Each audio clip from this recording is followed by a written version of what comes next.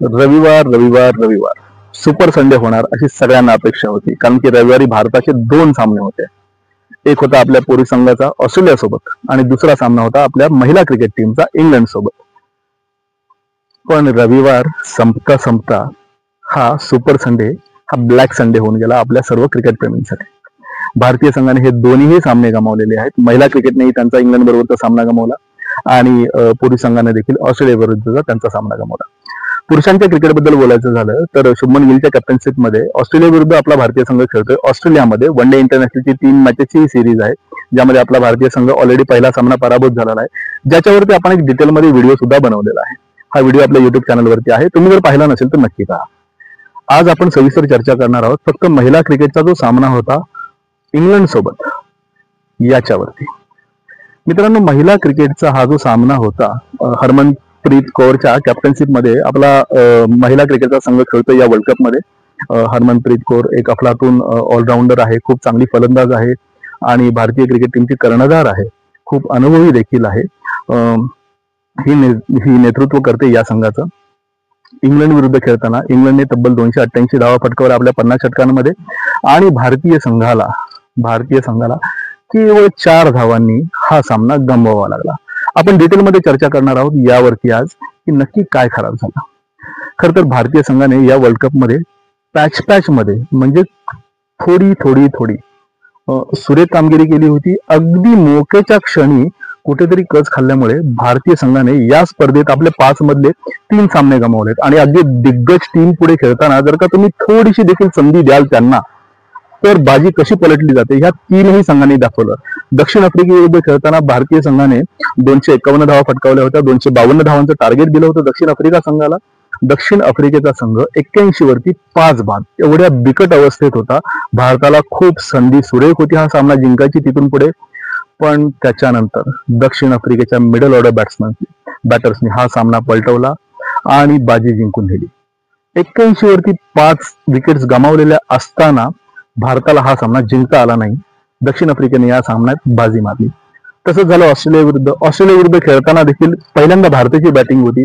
खर तर एक क्षण असा होता 294 वरती भारताच्या 4 विकेट्स गेल्या होत्या आणि तब्बल 7 ते 8 ओव्हरचा खेळ शिल्लक होता. त्या क्षणी असं वाटत होतं की भारतीय क्रिकेट यावेळेस कुठेतरी 360-365च्या आसपासचं टार्गेट ऑस्ट्रेलियाला देईल. ऑस्ट्रेलिया हा खूप मोठा संघ आहे महिला क्रिकेटमध्ये आणि असं वाटलं होतं की हा सामना जिंकण्याची खूप चांगली संधी आहे. पण झालं काय, 294 वरती 4 बाद. इथून जी घसरगुंडी सुरू झाली भारतीय संघाची ती 330 वरती भारतीय संघ ऑल आउट झाला. भारतीय संघ त्याच्या वाटणीच्या 50 ओव्हर्सही पूर्ण करू शकला नाही. कालही तसंच झालं. इंग्लंड विरुद्ध भारतीय संघाने 288 धावांचं टार्गेट चेस करण्यासाठी मैदानात प्रवेश केला. आपल्या ओपनर्सनी म्हणावी अशी चांगली ओपनिंगची पार्टनरशिप भारताला सुरुवात करून दिलेली नव्हती. 42 वरती 2 धावा आपल्या गमावल्या होत्या पहिल्या 10 ओव्हरच्या खेळामध्ये. त्याच्यानंतर अनुभवी कर्णधार हरमनप्रीत कौर आणि तिच्या जोडीला स्मृती मंदाना, खूप मोठं नाव आहे महिला क्रिकेटमध्ये, स्मृती मंदाना ही तिच्या जोडीला होती. या दोघींनी मिळून 100 पेक्षा जास्त धावांची खूप सुरेख पार्टनरशिप केली. त्यावेळेस खरंच असं कुठेतरी वाटत होतं की या दोघीच आज सामना संघाला जिंकून देतात की काय, पण कुठेतरी नजर लागली. हरमनप्रीत कौरने एक खराब शॉट खेळला आणि आपली विकेट गमावली. त्याच्यानंतर भारताची एक दिग्गज ऑलराऊंडर दीप्ती शर्मा ही जोडीला आली स्मृती मंदानाच्या आणि त्या दोघींनी पुन्हा एक पार्टनरशिप नव्याने रचली. असं वाटत होतं की ठीक आहे, आता या दोघी संघाला विजयाच्या समीप नेतील, कदाचित लाईनच्या पारही नेतील. असं वाटत असतानाच स्मृती मंदानाने एक खराब शॉट खेळला आणि आपली विकेट गमावली. 88 धावा केल्या होत्या स्मृती मंदानाने. हरमनप्रीत कौर देखील 70 धावा करून पूर्णपणे सेट असताना तिने तिची विकेट गमावली होती. तेच केलं स्मृती मंदानाने. तिने देखील 88 धावा केल्या होत्या वैयक्तिक आणि संघाला खरंच त्यावेळेस एका सेट बॅट्समनची गरज होती. ज्यावेळेस तुम्ही 288 सारखं एक मोठं टार्गेट चेस करता त्यावेळेस जे बॅटर सेट झालेले असतात अशांनी संघाला सामना जिंकून देणं अपेक्षित असतं आणि गरजेचं असतं. आपण हे पाहिलं. आफ्रिकेच्या संघाने तेच केलं, ऑस्ट्रेलियाच्या संघाने तेच केलं. एलिसा हिलीची ती इनिंग आठवा 140 रन्सची, की ज्याच्या जोरावरती ऑस्ट्रेलियाने 330 सारखं एवढं मोठं टार्गेट चेस केलं होतं भारताविरुद्ध.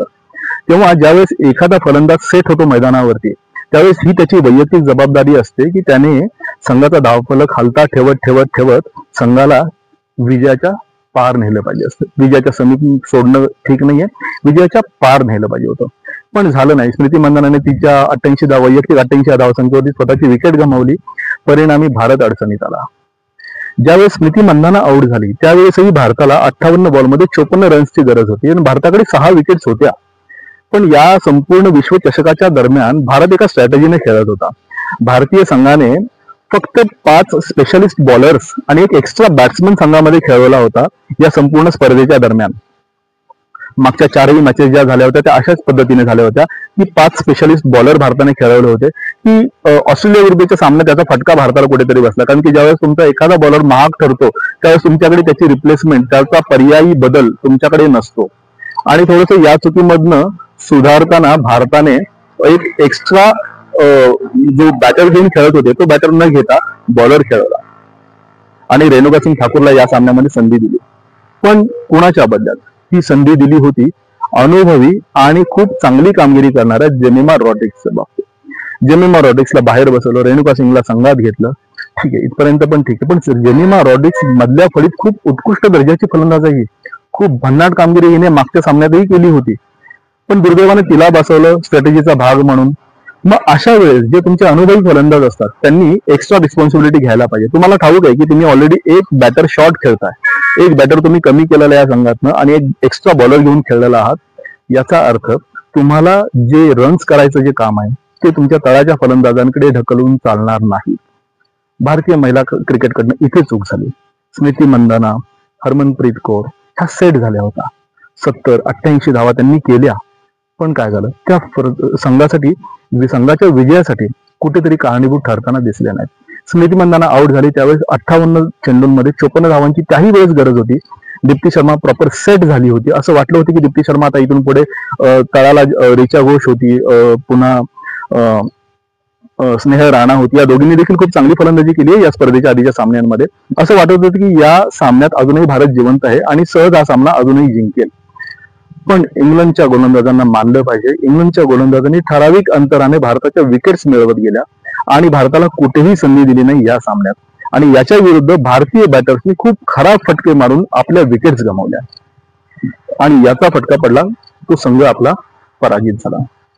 मित्रांनो, संघ पराजित झालेला आहे. 5 मधले 3 सामने भारताने गमावलेले आहेत. याचा अर्थ भारताचं वर्ल्ड कप मधलं आव्हान आता संपुष्टात आलेलं आहे असा अजिबात नाही. भारताला अजून 2 सामने या स्पर्धेत खेळायचे आहेत. त्यांचा पुढचा जो सामना आहे तो न्यूझीलंड विरुद्ध आहे आणि त्याच्यानंतर त्यांना बांगलादेश विरुद्ध पण सामना खेळायचा आहे.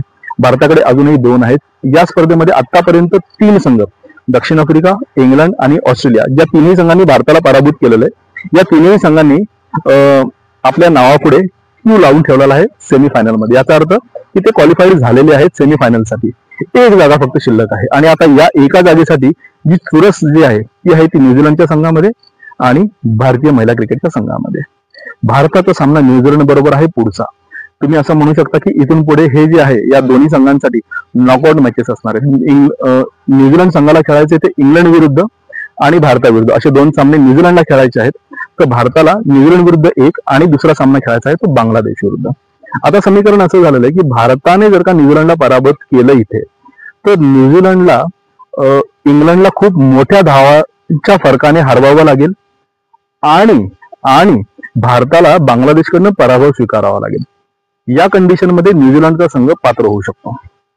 पण जर भारताने न्यूझीलंडला पराभूत केलं इथे, तर भारताचा नेट रन रेट हा ऑलरेडी चांगला आहे. भारताला एक खूप चांगली संधी आहे की ज्याच्यामुळे भारत क्वालिफाय करू शकेल इथून. सो आशा करतो भारतीय महिला क्रिकेट संघाने ज्या चुका केल्या, मोक्याच्या क्षणी जे आपले सामने गमावलेले आहेत आपल्या गहाळ कामगिरीने, फलंदाजांनी जी हाराकिरी केली मोक्याच्या क्षणी, त्याचा फटका भारतीय टीमला बसलेला आहे. होप की या चुका पुढे होणार नाहीत. भारताला अजून 2 सामने जे खेळायचे आहेत न्यूझीलंड विरुद्ध आणि बांगलादेश विरुद्ध, त्याच्यात महिला टीम आपली चांगलं प्रदर्शन करेल आणि हे 2 सामने जिंकून महिला टीम जी आहे ती सेमीफायनल मध्ये प्रवेश करेल. कारण की भारताची टीम मी जसं म्हणलं की या स्पर्धेत खूप चांगलं खेळते आहे. पण मोक्याच्या क्षणी अगदी म्हणतात ना की जर का 100 षटकांचा सामना असेल तर तब्बल 60-65% गेम जो आहे तो भारताच्या कंट्रोलमध्ये असतो. पण कुठेतरी जे 15-20-25% हा कंट्रोल लूज होतो आणि परिणाम भारताच्या विरुद्ध होतो आणि मॅच भारताच्या हातातून निघून जाते. या शेवटच्या 3ही सामन्यांमध्ये असंच झालेलं आहे. ही चूक भारताला न परवडणारी आहे. भारतीय संघाला जर का आपलं या स्पर्धेतलं आव्हान जिवंत ठेवायचं असेल तर न्यूझीलंड विरुद्ध जिंकावंच लागेल. पुरुषांच्या टीमचा जो सामना होणार आहे पुढचा, तो होणार आहे ऍडलेड ओव्हलच्या मैदानावरती होणार आहे. याच्यावरती पण आपण एक व्हिडिओ नक्कीच बनवू. येणाऱ्या काळात जर का तुम्ही या चॅनलला सबस्क्राईब केलं नसेल तर आपण असे नवीन नवीन व्हिडिओ या चॅनलवरती आपण आणण्याचा प्रयत्न करत आहोत. मराठीमध्ये क्रिकेटमध्ये फारसा कंटेंट उपलब्ध नाहीये आणि मराठी क्रिकेट रसिकांसाठी काहीतरी एक चांगला कंटेंट मिळावा या हेतूने माझे प्रयत्न सुरू आहेत. तुम्हाला जर का माझे प्रयत्न जर आवडत असतील तर प्लीज चॅनलला सबस्क्राईब करा, शेअर करा आणि व्हिडिओजना लाईक करा. पुन्हा भेटूया लवकरच एका नव्या व्हिडिओमध्ये नव्याने. तोपर्यंत धन्यवाद. जय हिंद, जय महाराष्ट्र.